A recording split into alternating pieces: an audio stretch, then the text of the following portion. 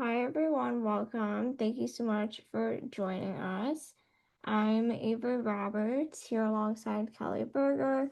We work in community engagement for CMD. We're thrilled to have you all here for CMD's Employment Opportunities for the Disability Community webinar in honor of October being National Disability Employment Awareness Month and DEAM. As a brief overview of the agenda for today, what you can expect during today's webinar is insight into inclusive employment opportunities to suit your specific needs. You'll also have the chance to hear from different agencies and outlets that connect employers to the various skill sets the disability community has to offer.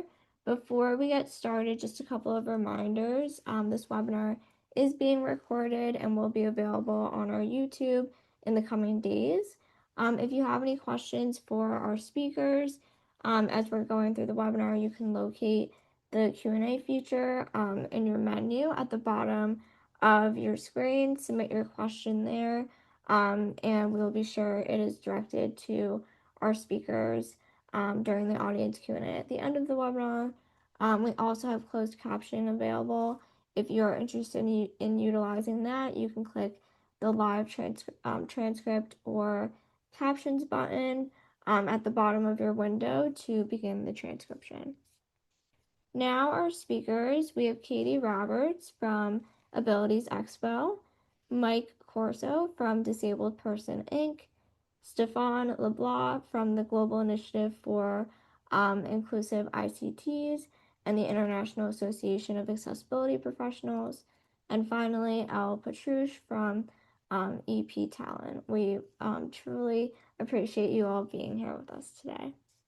First, we'll hear from KATY from Abilities Expo. KATY will now share her insights about the incredible work done by Abilities Expo. So KATY, the floor is yours. Thank you, Avery, and thanks everyone for joining. Hopefully this will be interesting. As Avery said, I'm the Managing Director of Abilities Expo. So we run 7 events across the country for anyone with disability and any type of disability. So we kick off our year of events in LA, and then we move over to New York, then Chicago, then Houston, then Phoenix, then Fort Lauderdale, which is where I am today, at our event at the convention center here, and then finally in Dallas. So my experience with disability is my mum has MS, so I understand from a small part of her experiences, challenges, day-to-day challenges of how we go about getting our coffee and just going out to taking her out on a kind of a day-to-day level. But obviously my experience with abilities has opened up a whole new education for me in terms of unseen disabilities, vision impaired, amputee. We have a lot of people with spinal cord injuries that come to visit our shows, and overall we reach around 35,000 people come to our shows across those 7 cities.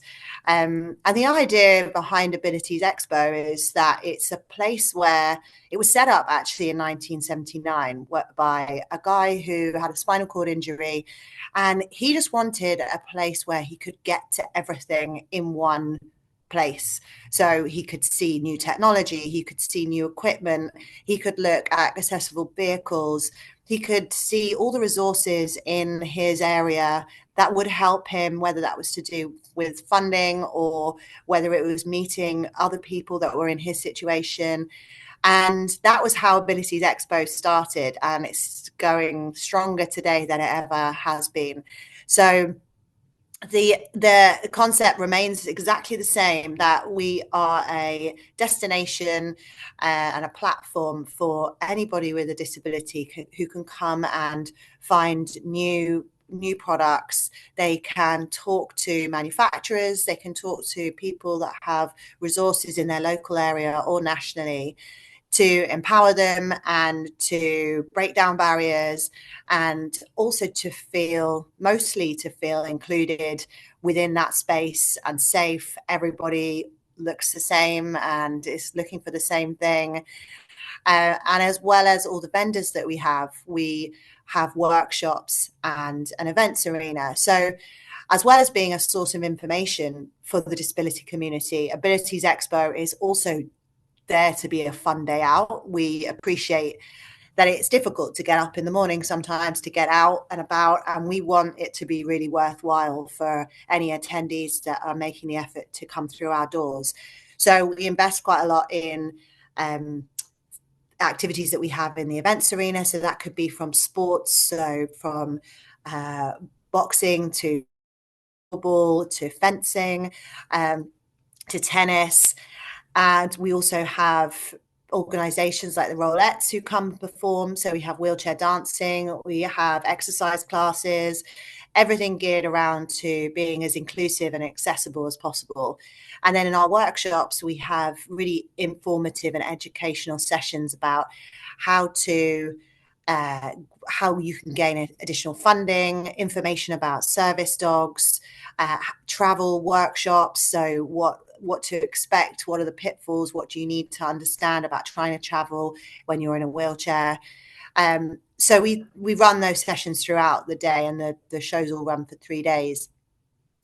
And in terms of employment, that's kind of where I think that, that sort of dovetails into what we're doing in our workshops. So we have worked with several kind of job board organizations where they are being able to educate our visitors on how they can use their disability as a superpower when it comes to things like resume writing and interview skills. So those kind of attributes that you need as a person with disabilities to forward plan, to problem solve, the resilience that you need to have, and how those are very transferable skills into the job market, and how you can apply those in a role that you might be applying for. So those job board organizations are looking for candidates. So they might have a booth at our shows, and they're looking for people to sign up that are looking for roles within their particular city or anywhere in the country. And then they are working with companies that are looking to employ people with disabilities. So we've worked with some really great job board organizations who have some very good companies as their in terms of employers that are looking for candidates. So we're a good source for them of potential candidates, of people that are looking for a role, and being able to match them up with an employer who's looking for someone with a disability. So they will also do workshops, as I said, to assist with anyone that needs kind of coaching in terms of how to write their resume, and how to perform in an interview, and bring your disability to the forefront as a power and a positive. There are some companies as well, such as Permabil, who have their own careers development officers who have been at our shows as part of the Permabil booth and have been actively trying to seek people that are looking for a role so that they can add them to their lists, because they are looking to employ people with disabilities. So that really, I think, helps to bring the careers market to the forefront for a lot of our attendees that may be thinking that particularly those that have had a new injury, which we get a lot of people that are newly injured from spinal cord injury, and they're just not sure what the job market even looks like for them. So it's great to be able to help educate and make them aware that their disability is not going to define them necessarily in the job market, and that there are organizations out there that are looking specifically to support them. We're also helping those entrepreneurs who have a disability. So it might be that there's somebody that has created a new product or a service, or they've set up a group, a resource, and they are disabled themselves. And we actually have a pavilion at each show that we're trying to develop for disability-owned business enterprises, or DOBEs as the acronym is. We work with the Mayor's Office in some of our cities to try and identify those companies that have actually been set up by people with disabilities. So we're really keen to support those entrepreneurs who we had somebody just in Phoenix last month who had created a knife. He had low mobility and strength because of a stroke, and he wanted to still cook in the kitchen, and he found it difficult with the utensils that he was trying to use, the knives that he was trying to use, because of the strength that he no longer had within his hand. So he created a new product, a new knife, really innovative. And so we were delighted that we could include him in the lineup by having a booth and being able to showcase his product and promote him as a disability-owned business. Because what I think that will then do is show to our visitors and our wider database of the people that we reach that can't come to the show, that if you see an opportunity for creating a new product, then it can be done and you can bring it to market. And the Abilities Expo is actually a really good way of being able to do that, because you can have a booth as a vendor for an introductory price that allows us to support disability-owned businesses, and you can get feedback on a new product or service. You can get people to tell you what you could do to improve it, other ideas that they might have. And we're trying to grow that more and more as we go into next year. One of the things I think that Abilities Expo is really helpful for the community is to be in a space where, as I said, everybody is the same as you, and you can talk to vendors who, I think probably around 30% of our vendors have somebody with a disability that works it for them. Most of them are, if they are a mobility device, then there are many of our vendors that have sales staff that use those devices. So I think as an attendee looking for job opportunities, you can come into the show and see these manufacturers and nonprofits and people with resources, and maybe identify some of those who you would like to work for and talk to those people, network with them, network with the vendors on those booths, and understand what roles they might have available, what kind of staff they might be looking for. And with our biggest shows have 200 vendors in them, so the chances are that there's probably somebody that you might find a vendor there who you would quite like to work for. And having a disability with those vendors is an absolutely positive thing, because you have lived experience that you can then transfer into whatever role that might be that's related to that product or service that you're working for. In terms of how Abilities Expo has kind of supported individuals with career development, we have an ambassador program, and one of our ambassadors, who's been with the show for I think maybe 15 years, she started when she was really young as an ambassador. She has CP and uses a wheelchair, and last year we decided that she came to us and said she would really like to work for Abilities Expo in terms of our sales team. And we thought, why not? She has great experience. She knows the industry. She knows the vendors. And she's also really great at being able to spot opportunities of new companies that maybe don't know that Abilities Expo exists, and to encourage them to come and take a booth with us to be able to connect with the audience there. So that was really great that we were able to offer her a role within the Expo team. As well as another lady that used to work for another vendor, who's in a wheelchair. She's been disabled since she was a baby, and she's a great salesperson. So we were really keen to try and get her onto our sales team to support finding new companies and bringing new manufacturers to the fore to be able to have on our show floor. So I think what's really interesting about the show is that although it is a platform that enables the community to find new products and services, it's also a really good place to identify companies that you might want to work for and to talk to them face to face rather than, just sending an email. It's something that we would look to develop as well, to kind of collate any job opportunities that our vendors have. So like a job board that's on site at the show would be something that we're looking to grow. We are hoping that we can create a careers village at the Abilities Expo in the future. So that would be companies that want to connect with our audience. So look out for that. If there's an Abilities Expo near you, then it could be something interesting to come down and see. And finally, I think one of the other aspects of how we're developing Abilities Expo is new conferences that we're launching next year, which is for the professional audience.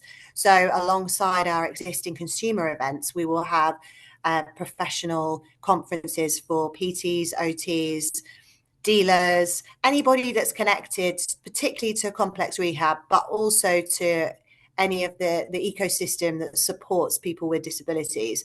So that will give continuing education to those people, but also could be really interesting for people with disabilities that might want to look into those job roles, those functions of OTs and PTs.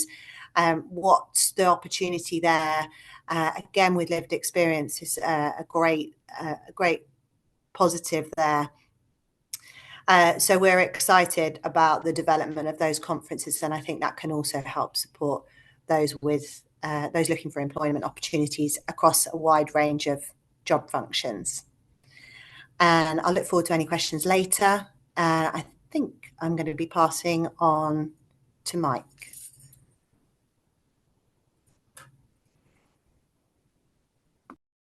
Thank you so much, Katie. That was incredibly valuable. And I think I could speak for all of us when I say that the Abilities Expo is incredible. And so thank you for all that you do, especially from doing this from your hotel room in Fort Lauderdale during the Fort Lauderdale Expo. So thank you.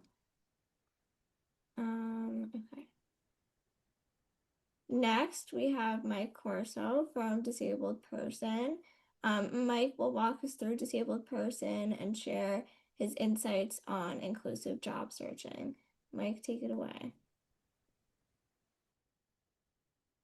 Hi, everybody. How are you? I'm Mike Corso. I operate disABLEDperson Inc. We've been around since 1999. This is our 26th year. We started off, my wife and I are the founders of disABLEDperson. Prior to founding disABLEDperson, I was a chiropractor and a physician assistant. So I was in medicine. I also was a California qualified medical examiner appointed, where I settled disability cases. I myself have a disability and I had to stop my practice, and we started disabledperson.com. First, we started off as an online magazine for people with disabilities, but pretty quickly the population said, we want jobs, we can't find jobs. So we developed a job board, and I guess, as you say, the rest is history. We've been around for a long time. We currently stream over 400,000 jobs at any given time. We work with thousands of employers who put jobs up for our community. We have 3 distinct job boards. disabledperson.com for people with disabilities in the general population. We have job opportunities for disabled veterans, which speaks for itself. And we have a site called tapability.org. Tapability.org is a closed invite-only system for individuals who are working with state agencies and federal agencies, such as state departments of vocation rehabilitation, the Veterans Administration, the Social Security Ticket to Work, Ability One, and multiple community disability organizations. And managing those 3, we work with, like I said, different employers. We receive thousands of new jobs daily.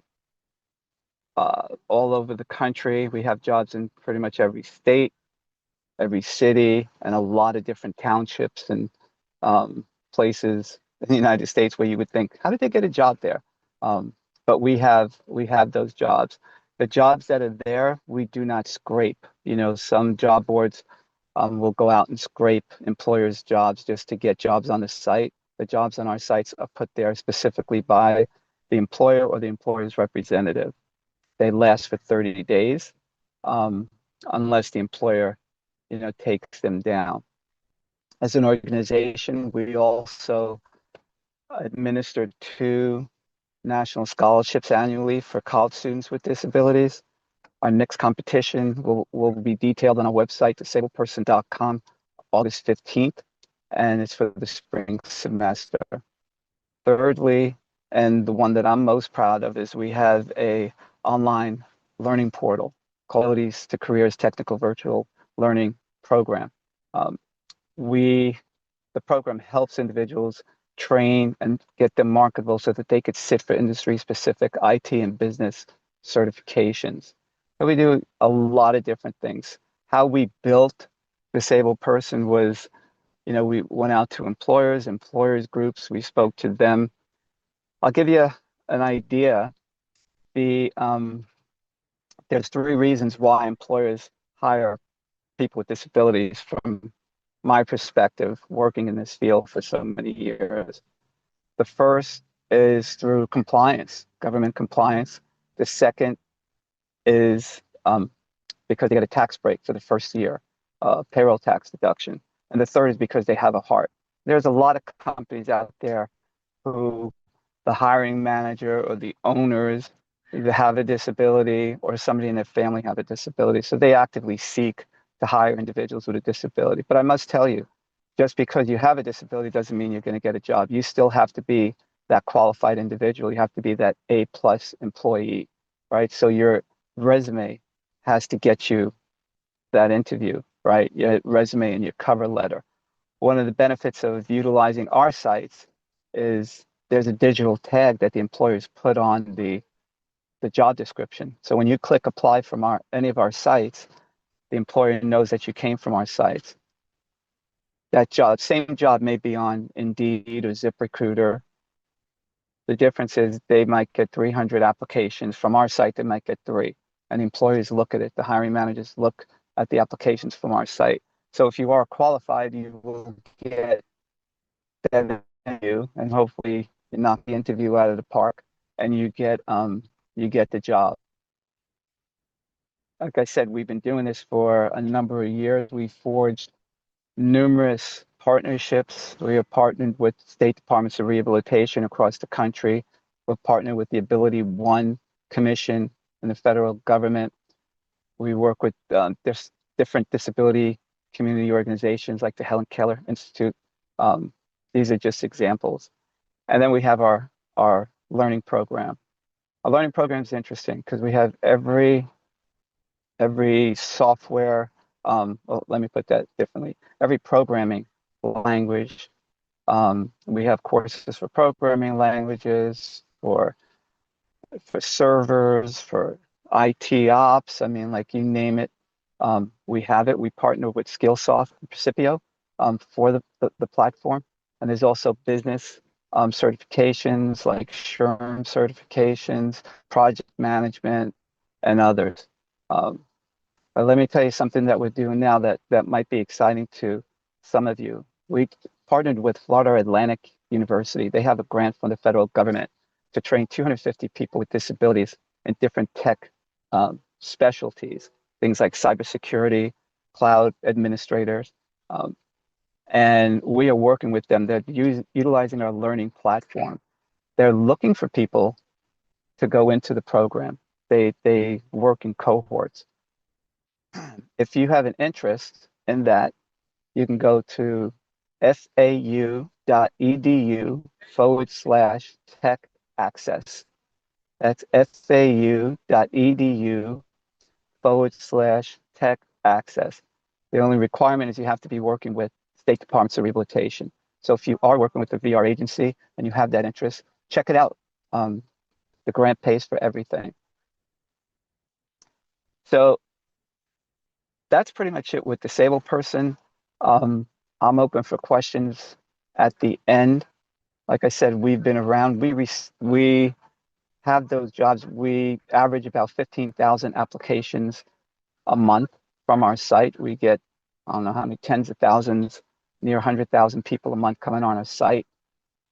We've been around a long time, and we have logos and links everywhere that I know of, and we're just here to help. So if you have any questions, please feel free.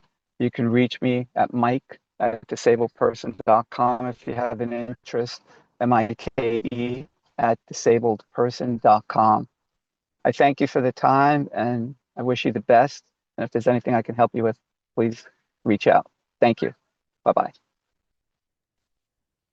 Thank you so much, Mike. Next If up. you have any questions for Mike, please put them in the chat to be directed to him during the audience Q&A. So thank you, Mike. Now Welcome. we're excited to hear from STEPHANE and his groundbreaking work and workplace inclusion. So STEPHANE will now take us through how companies can create real lasting change to include people living with disabilities in the workplace. Good afternoon, everybody. Good morning to some. My name is Stefan. I am the Strategic Initiatives Advisor at the Global Initiative on Inclusive ICTs.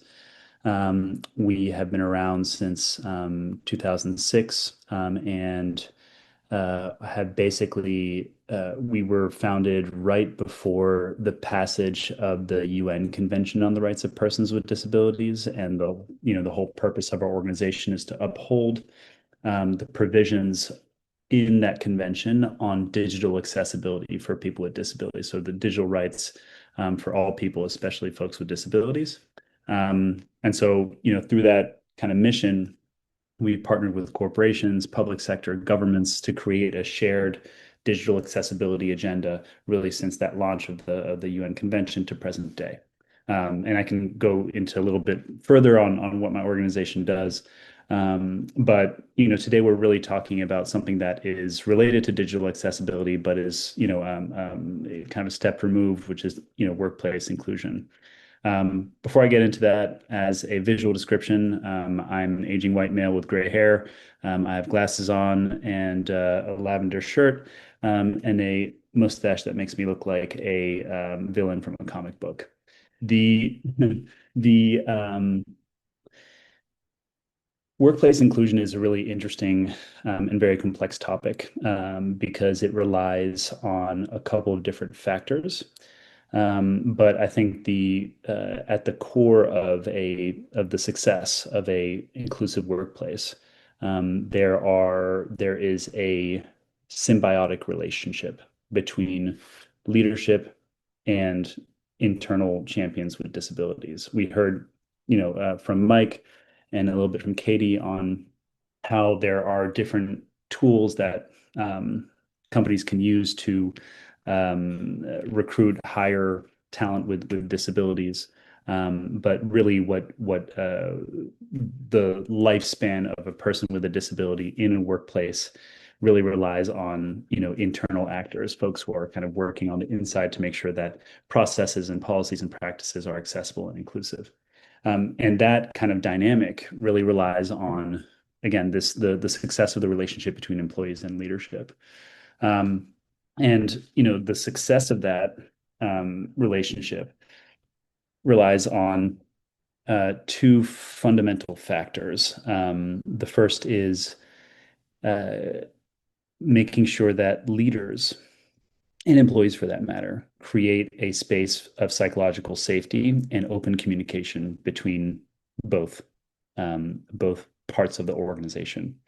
And the reason why that is for workplace inclusion to really exist in a meaningful way, there needs to be an open dialogue between leaders and employees to understand what are the employee needs, what do employees with disabilities and caregivers of people with disabilities who are employed, what elements or what things do they need to be successful in the workplace? So leaders need to learn about that, understand that, and in turn invest in those things. And on the other side, leaders who may not necessarily have that lived experience with disability, right, who may not be disabled themselves, may not understand in the outset what why they need to invest in these things, what the business case is for disability inclusion and so on. So there's kind of like a two-way psychological safety and open communication thing that needs to happen. And then, for me, the second bit is strategy. Again, kind of a byproduct of having an open communication policy is that, that enables the development of strategy, that enables the development of mainstreaming investment, mainstreaming thinking about disability inclusion and accessibility as business imperatives rather than add-ons to a business. And that opens up the door to possibilities, including, creating, key performance indicators so that businesses understand how they're performing over time and can measure their success and can be held accountable to those measures. That creates, sustainable funding, so that funding doesn't just disappear overnight if the economic trade winds shift or whatever. And that also, makes sure that disability remains a priority throughout as part of an overall kind of part of the business, right? And so a breakdown happens when that psychological safety doesn't exist, and when employees aren't able to speak openly or safely or confidently with leaders, and in turn, that breakdown also happens when leaders aren't willing to be comfortable being uncomfortable in some uncomfortable conversations that need to happen with employees when their needs are not being met, or when there's an issue that arises related to disability inclusion. So there's like, again, it's a fragile kind of symbiotic relationship that needs to be successful. But ultimately, I think in my experience prior to working at G3 ICT, I worked at the Valuable 500, which is a global network of business leaders dedicated to promoting disability inclusion and accessibility. And part of my role there was to do research and create programs to support these leaders in understanding the business imperative behind disability inclusion. That it's not just a nice to have, as Mike was saying earlier. It's not enough to have a heart. Compliance isn't even enough, in my opinion, especially overseas where laws like the ADA and Ability One and the requirements for hiring don't exist at the federal level. It's not enough. So how do you communicate a business and economic imperative to hire people with disabilities and to make sure that products and services are accessible? I worked on those things, and part of my work was actually understanding what leaders need in order to make those decisions confidently. And y'all would be surprised by some of the things that I've heard and some of the research that I've done. And I can drop a link to the to a white paper I did in this space. But I think what leaders need most in order to help their companies sustain this activity is really a sense of awareness and confidence in understanding what needs to be done. And again, it goes back to that open communication stuff. But and I also think in turn, employees need to be given agency, whether it's through creating executive support for an ERG, or whether it's creating other mechanisms through which employees can help drive decision making and so on. I'll give you all an example of a global company that has done all this really well. GSK, which is a pharmaceutical company, has a big presence here in the US, but has a big presence in Europe and really all over the world. One of the things that they have done over the past 10, 15 years is create governance around their disability inclusion strategy. So not only do they have a disability inclusion imperative and a global strategy that helps them hire people with disabilities, create inclusive workplaces, making sure that their products and services are accessible, but they have governance around that. And what does that mean?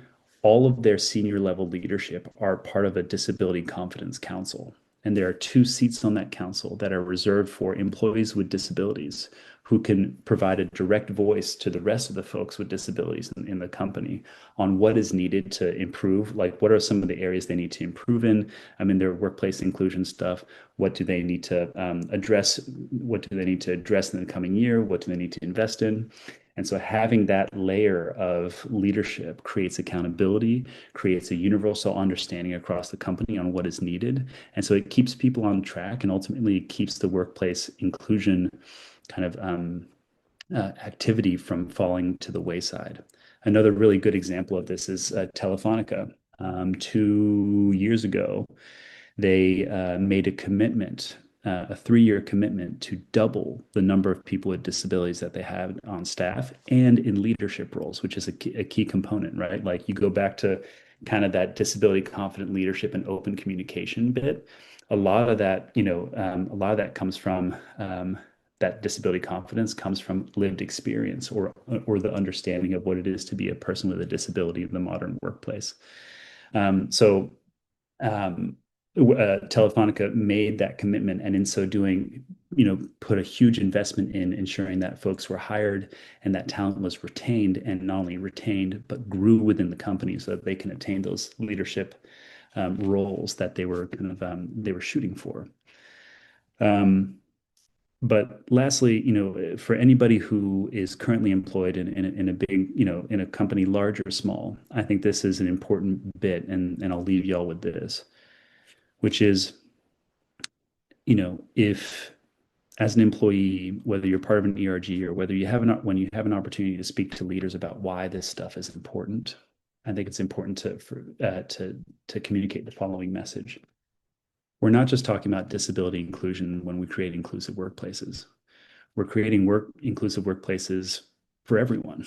Whether you're somebody who has a short-term disability, whether you're somebody who recently gave birth or who is pregnant, whether you're somebody who is aging. There's a huge, you talk about by 2050, more than 2 billion people around the world are going to be over the age of 65.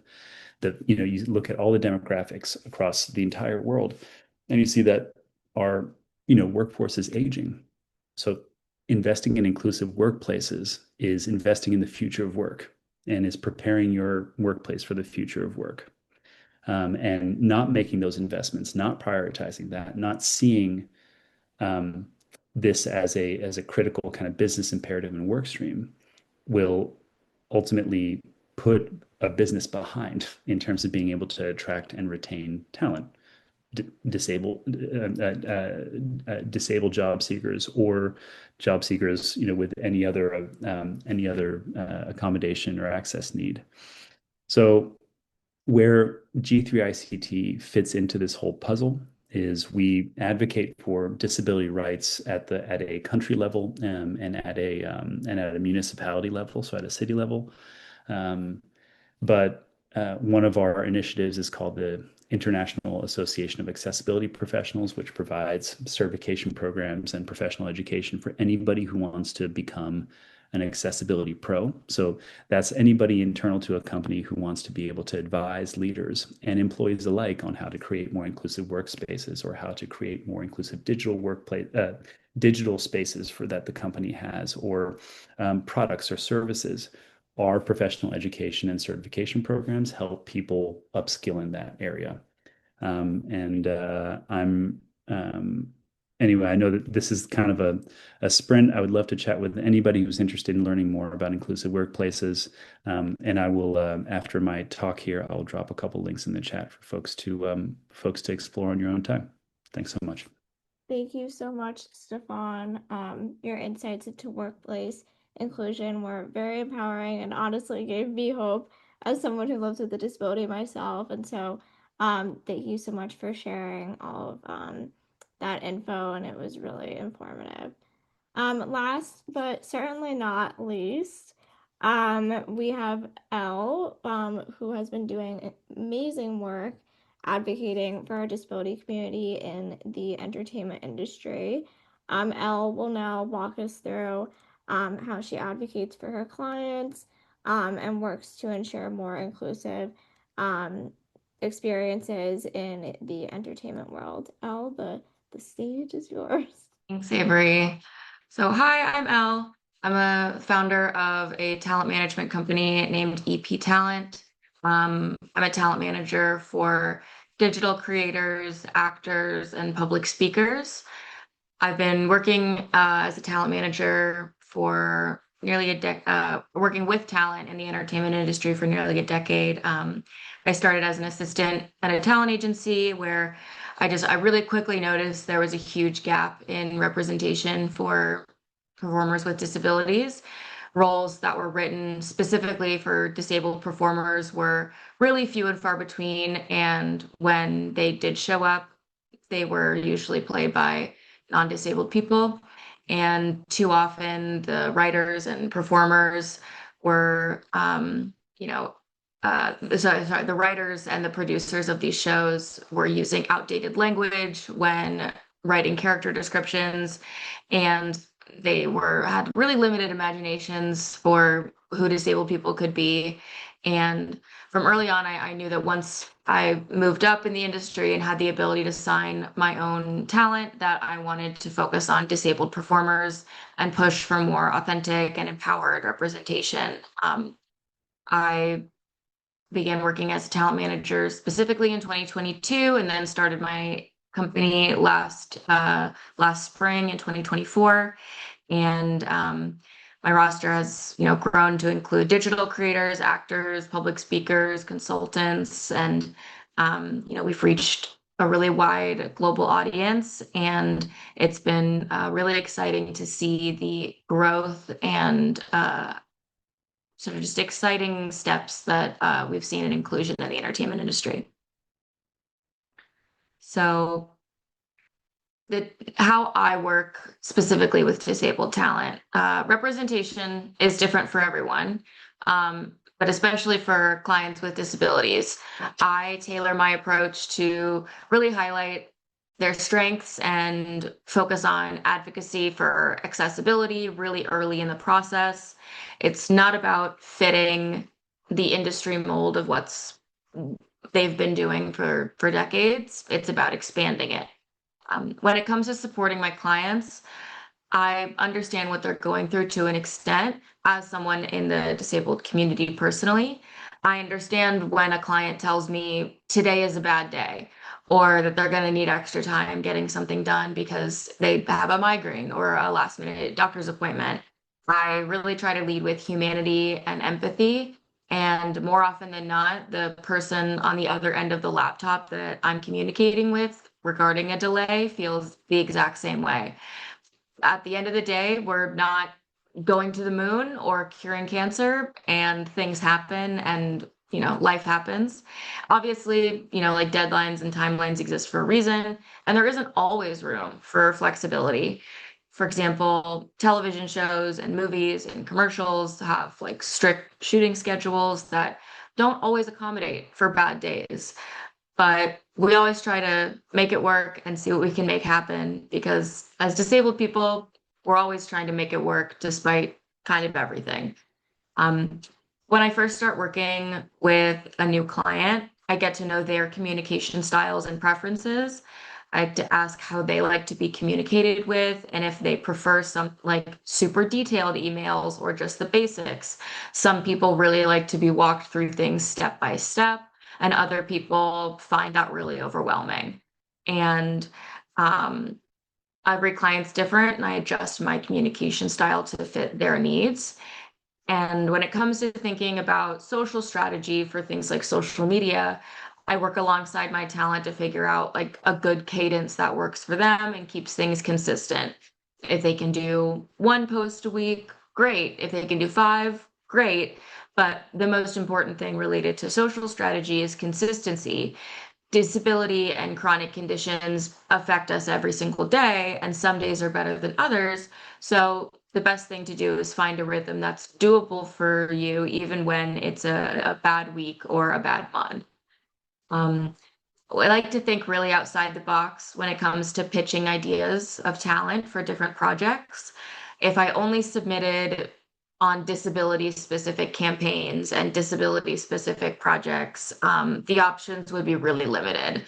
My clients are whole people with, interests and talents beyond their disability. And if it's within the scope of imagination for them to fit a certain role, I submit them for it. We get a little creative, and that's the fun of it, because the whole goal with increasing representation is to expand people's mindsets and kind of expand their worldview of, you know, redefining people's definition of disability. In recent years, the response from casting directors and campaign managers has been really positive.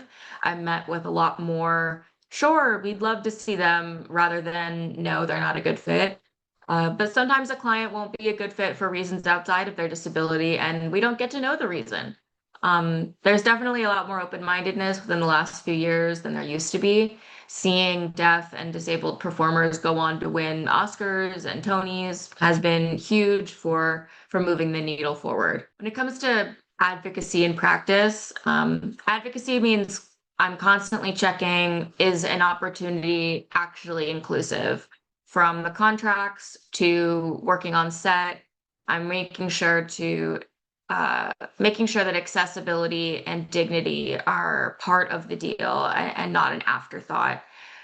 For contracts, I'll try to get clauses added in that the brand or whomever I'm doing a project with understands that my client lives with XYZ disability or chronic condition that may or may not affect their ability to meet set deadlines. And ultimately, it is like my client's job for me to alert me if anything comes up. But there are a lot of conditions that my talent live with that have unforeseen flare-ups, which no one can control. And that's just the nature of living with chronic conditions. I try to keep my language really protective of my clients' abilities and keep an eye out to make sure that their rates that they're being paid are industry standard and appropriate for the skill and the time and the energy that they're providing.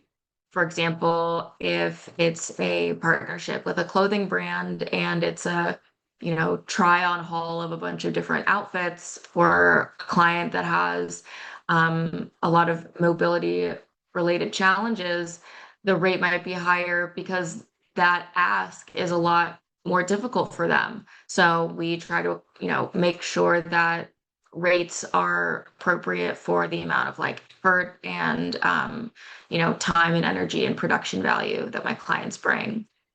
I also I'm constantly sort of keeping my head on a swivel for ableist or outdated language and educating people about proper terminology so that like my client, my talent is, you know, whenever they're in touch directly with the brand or with the production, there's not a risk for them being confronted with offensive language. I really try to nip any of that in the bud right away.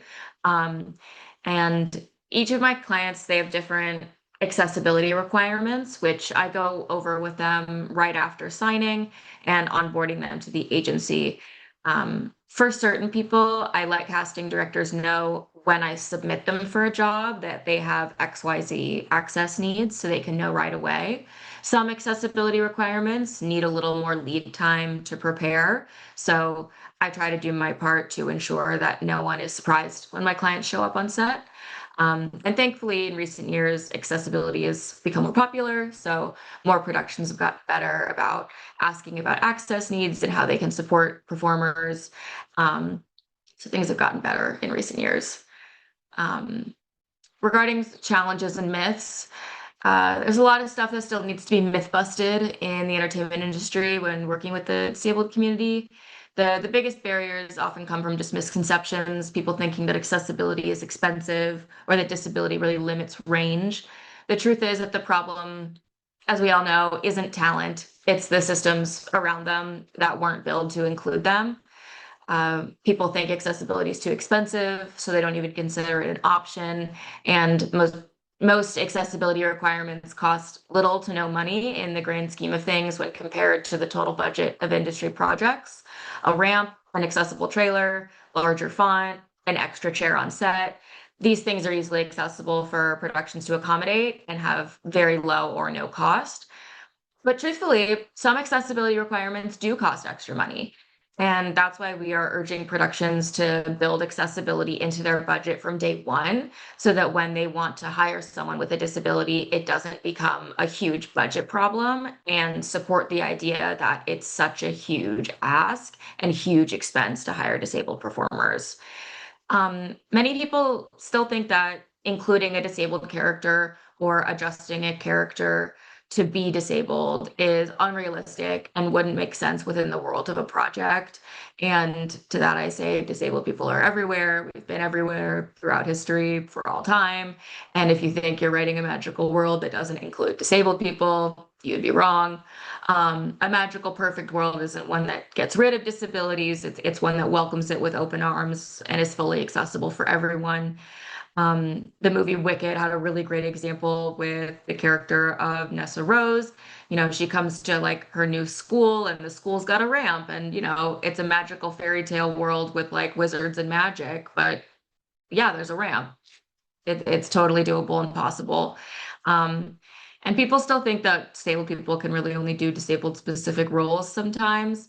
You know, disabled characters don't need to have a disability being their whole storyline. We're all full, entire whole people with, you know, full lives that have nothing, you know, while yes, disability is like an inherent part of our identity, it's not like the be all and end all. And so I think that getting more disabled people in writers' rooms and in producers' chairs and in directors' chairs can just really help adjust the narrative that for the storylines for disabled people that we see on camera. Some advice that I'd love to share. Best advice I can give is just to start if you're up looking to get involved in the entertainment industry as a performer. You can find acting classes virtually pretty much anywhere and or in person and begin your journey kind of anytime. You can take lots of different types of classes for like commercials or monologues, scene studies. Everyone was unknown until they were discovered. And so biggest tip, another big tip I can give is just to make yourself discoverable. Get online, post the skits you write and perform with your friends, share about your experiences and your life, and open yourself up to the world. Another great tip is to do your research and to stay up to date with industry news. Websites like Deadline or Variety share free articles every day about upcoming projects and what's going on in the trades. You can learn about up and coming directors, casting directors, and exciting opportunities.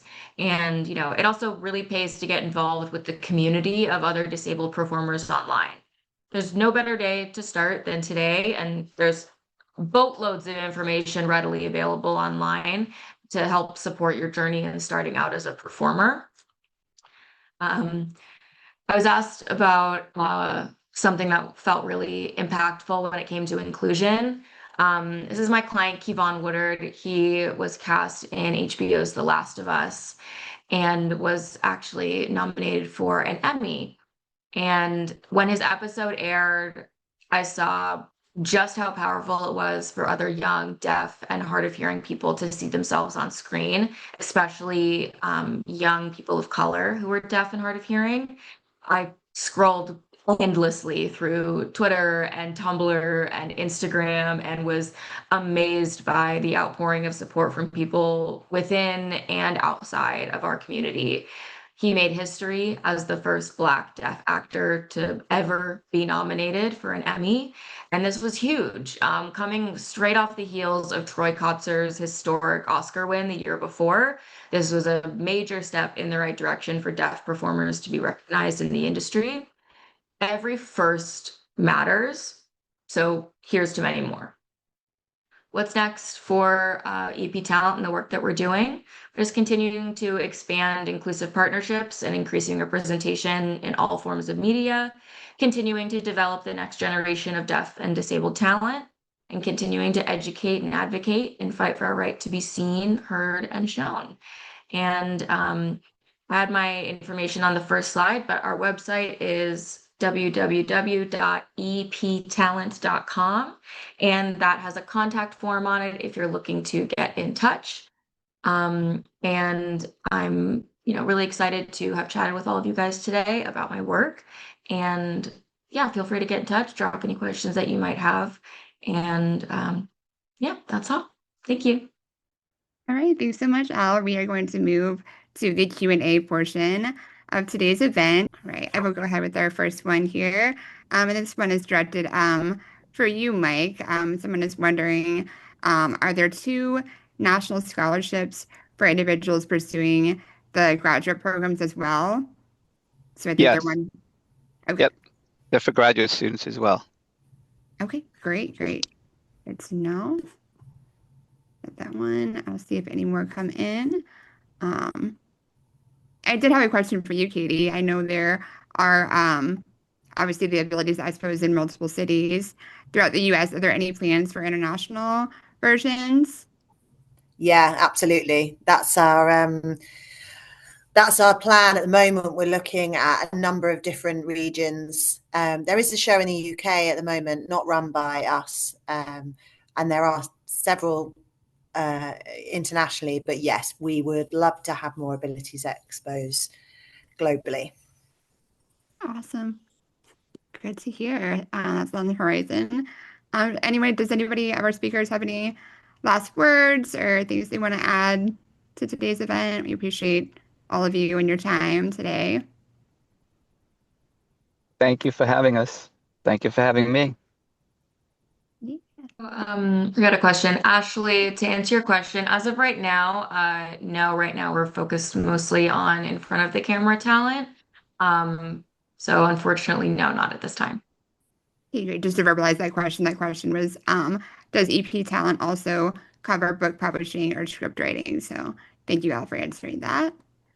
Any last questions here? We'll give it just I'll another add to moment. that. I will say, as of right now, my company is just me.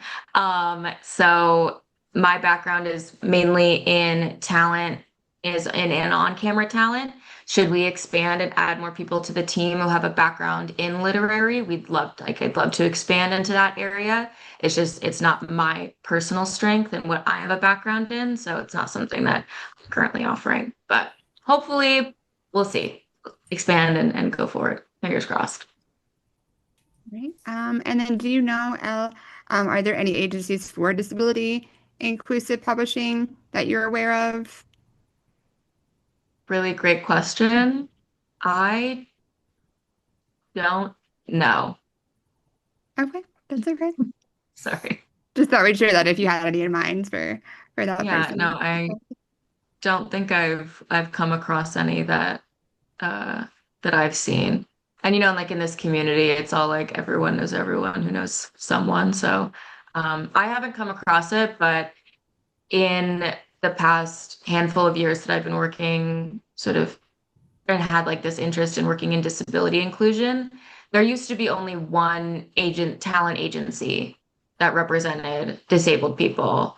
And now there's a handful. And even outside of the specific companies that solely represent disabled people, there's many, many agents and reps out there at you know the non-specific agencies who represent people with disabilities. So it's definitely becoming like more inclusive. Like I'll find talent when I'm like searching for new talent, and they'll be with an agency that doesn't specifically handle people with disabilities. So it's definitely becoming more.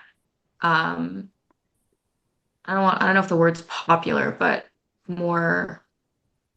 Yeah, it's the only word that I can think of for people who aren't like solely focused on this area to like also be increasing the types of people that they represent. So, yeah. Great, awesome. And we have one last question here. I'll pass it to Stefan. Can you share examples of corporate companies that are truly leading in disability inclusion, not just in hiring, but in retention, accessibility, and leadership development? And what are they doing differently that sets them apart? Yeah, I mean, I think there are certainly a few that do this pretty well. I could think of one in Salesforce that does this particularly well. One of the things that they do is, again, going back to kind of the points I had made earlier, they have a commitment from the highest levels of leadership to advance and promote accessibility and inclusion within their company and make sure that in turn all their products and services that they put out into the market are as accessible as possible. And powering those kind of initiatives are disabled people. They put an emphasis on hiring folks with disabilities across their business to not just because it's the right thing to do, but because they want to make sure that lived experience informs how they do business. And that's a really key part of their kind of overall mantra. But again, the companies like, GSK, Telefonica, Salesforce, Microsoft, these folks who, are engaged in this work, the key, I guess, the core components of it is they have really strong employee resource groups that have agency and have executive buy-in. And then they have leaders who understand disability, either who come from lived experience with disability. Satya Nadella, for example, from Microsoft, had a son with a disability, and that kind of powered his desire to, for Microsoft to become a leader in this space. But so you have kind of both kind of groups working together in concert to deliver a disability inclusive strategy. And that kind of, once you have a strategy and goals and investment in place, then the rest follows. And, that's why they're leaders. Awesome. All right, I think that is all the questions that came in that we have today. I will take it over to Avery to walk us out here. Awesome. Before we close, we just wanted to share some additional noteworthy resources. Ability Jobs and Ability Job Fair offer accessible video-based career fairs connecting job seekers with inclusive employers. Ability E is a fantastic tool for people living with disabilities navigating the entertainment industry. Inclusively uses AI to personalize job searches for the disability community. Making Space connects disabled professionals to meaningful work, as well as supports employers to hire and retain the talent. And Disability In, which I'm sure everyone has heard of, partners with global companies to advance disability inclusion. The Disability Belongs leadership program trains leaders who are committed to disability issues. JAN, the Job Accommodation Network, provides accommodation guidance for employees and employers. And then finally, Microsoft continues to offer inclusive career opportunities across multiple fields. So again, the webinar recording will be put up on CareCMD's YouTube so that you can refer back to this info and these noteworthy resources. Amy, we did have one last question come in here. I'll just pop in really quick. This person says, as a young undergrad communication major with a poli-sci minor, they're just wanting to wrap their head around career options. What any advice or suggestions for them just starting out?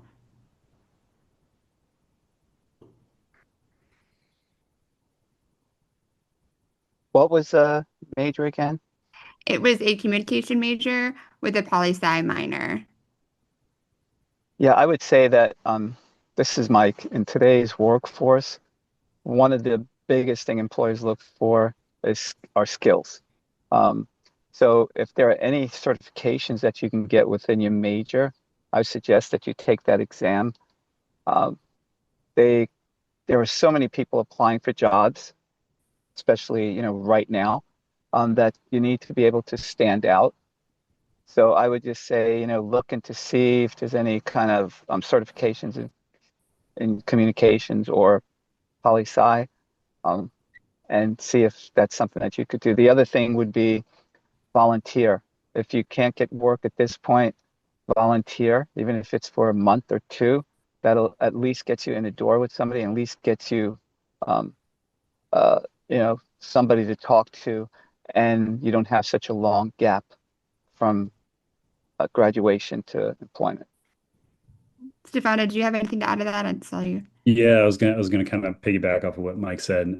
So definitely the certifications are kind of because certifications is really important. Is that it, getting a cert is not just, oh, I'm getting another educational kind of line on my resume, it actually shows what professional skills you're acquiring and the things that you know how to do, as opposed to like, what the theoretical kind of understanding of your field. So that's really important.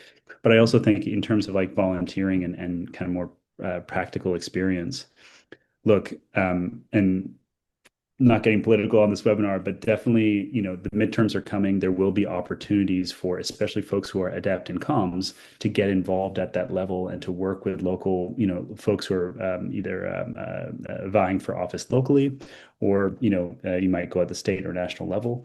But, all that stuff is, that hiring and those opportunities are starting to pop up because, the campaigns are starting to move. So if you're interested in that, I heard you had a poli-sci background. Definitely check those opportunities out. All great advice. All right, Avery, sorry I interrupted you there. Go ahead with the No, last all slides here. good. Well, on that note, we'll start to wrap up here, and that brings us to the end of today's webinar. A huge thank you to all of our incredible speakers for sharing their knowledge, and to everyone who joined us today. We hope you found this session helpful and empowering in your career journey. So stay tuned for more info on our next webinar coming soon. Please don't hesitate to reach out to us at outreach@curecmd.org. We're more than happy to answer any questions, whether that be related to the webinar or other CureCMD programming. If you found this content valuable, we'd appreciate it if you'd consider a gift to ensure that we can continue to provide these beneficial and supportive resources to our community. So you can scan the QR code on your screen or head to curecmd.org /2025 to show your support for CureCMD. It will go a long way in helping us continue the work of our mission to advance research and empower and support the lives of those living with CMD. To keep the conversation going, we encourage you all to share with us what you learned today by tagging us at CureCMD on all social media platforms, and you can use the hashtag CMD employment. Thanks everyone again for joining us, and have a great rest of your weekend.